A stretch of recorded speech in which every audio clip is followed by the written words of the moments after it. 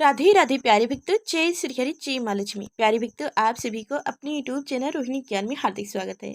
आज आप सभी लोग जानेंगे कामदा एकादशी व्रत 2024।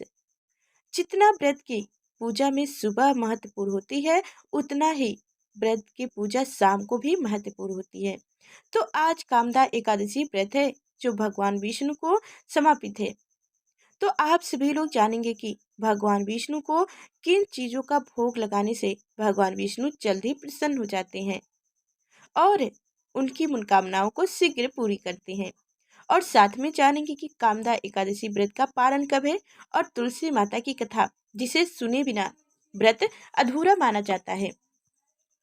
तो साल में आने वाली कुल 24 एकादशी भगवान विष्णु को समर्पित है। इस दिन श्री हरि की पूजा करने वालों पर माँ लक्ष्मी की कृपा सदा बरसती रहती है। एकादशी का व्रत हर पाप से मुक्ति दिलाकर मोक्ष प्रदान करता है। चैत्र माह के शुक्ल पक्ष की कामदा एकादशी 19 अप्रैल 2024 को है। इस दिन शुक्रवार माँ लक्ष्मी का दिन होने से इस व्रत का महत्व दोगुना हो गया है। शास्त्रों में कहा गया है कि सच्चे मन से भगवान को उनके पसंदीदा भोग लगाए जाए तो वह जल्दी प्रसन्न होते हैं। ऐसे में जाने कामदा एकादशी पर भगवान विष्णु को कुछ खास चीजों का भोग लगाएं, जिसे लगाना मान्यता भी है। इससे साधक की मनोकामनाएं शीघ्र पूरी होती है। तो भगवान विष्णु को केला अत्यधिक प्रिय है। कुंडली में गुरु दोष है, करियर में असफलता का सामना करना पड़ रहा है तो कामदा एकादशी पर श्री हरि को केले का भोग लगाएं। मान्यता है इससे बृहस्पति मजबूत होते हैं और साधक को नौकरी व्यापारी में अपार लाभ मिलता है। दूसरा, गुड़ चने की दाल। पौराणिक कथा के अनुसार एक बार एक वृद्धा श्री हरि के मंदिर में गुड़ चने की दाल का भोग लगा रही थी। तभी उसे ग्रहण करने के लिए विष्णु जी स्वयं वहां आ पहुंच गए। नारद जी ये देखकर चकित रह गए कि आखिर बुजुर्ग महिला ने नारद को ऐसी कौन सी सामग्री भेंट की जिससे वह धरती पर भोग ग्रहण करने पहुंच गए।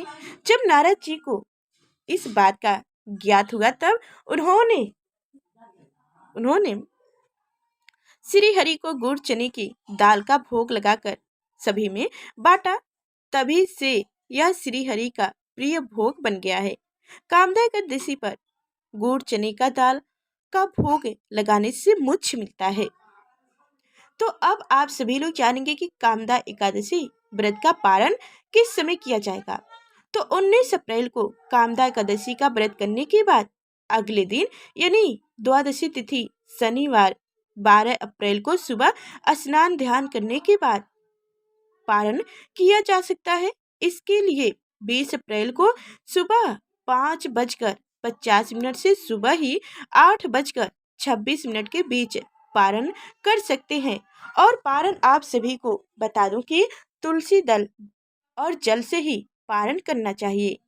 और पारण के दिन तुलसी माता की विधि विधान से पूजा करनी चाहिए। दान दक्षिणा देने के बाद ही आप पारण कर सकते हैं।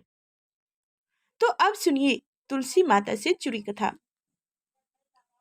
प्राचीन समय की बात है, श्रीमद् देवी भागवत पुराण में इनके अवतार की दिव्य लीला कथा भी बताई गई है।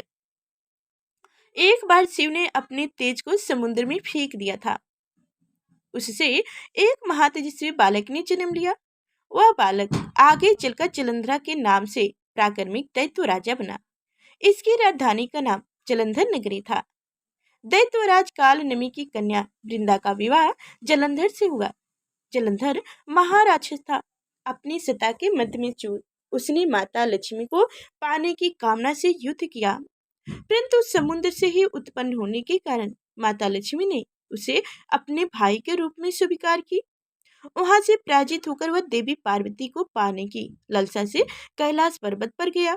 भगवान देवधि निधि शिव का ही रूप धारण कर माता पार्वती के समीप गया, परंतु मां ने अपने योग बल से उसे तुरंत पहचान ली तथा वहां से अंतर्ध्यान हो गया। देवी पार्वती ने क्रोध होकर सारा वृत्तांत भगवान विष्णु को सुनाया। जलंधर की पत्नी वृंदा अत्यंत पतिव्रता स्त्री थी। उसी के पतिव्रता धर्म की शक्ति से जलंधर ना तो मारा जाता और ना ही पराजित होता था। इसलिए जलंधर का नाश करने के लिए वृंदा के पतिव्रता धर्म को भंग करना बहुत जरूरी था।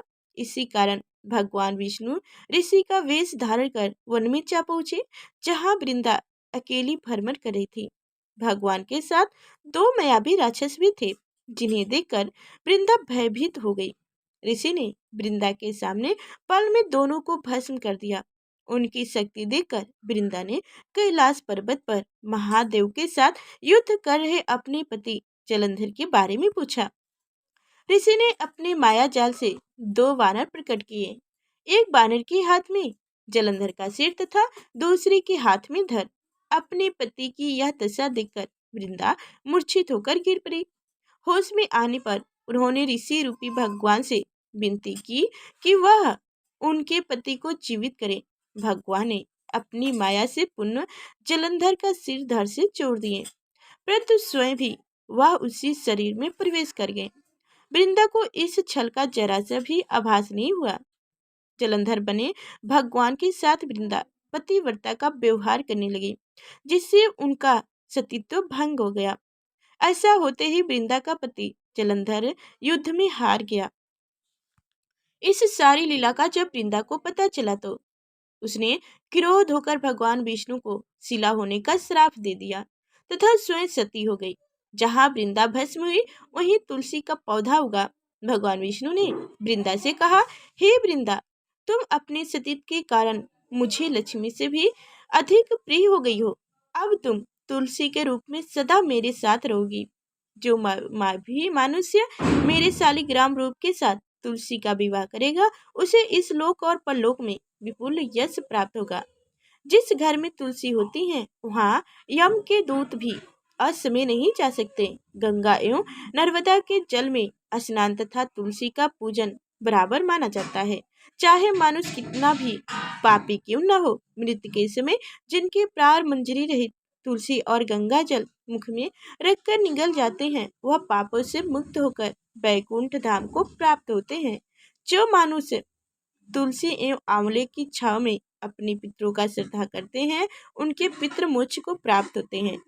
जय श्री हरि, जय माँ लक्ष्मी। तो प्यारे भक्तों, आप सभी को हमारी जानकारी और कथाएं कैसी लगी कमेंट में अवश्य बताइएगा। और अभी तक लाइक और चैनल को सब्सक्राइब नहीं किए हैं तो जरूर करिएगा, शेयर भी कीजिएगा।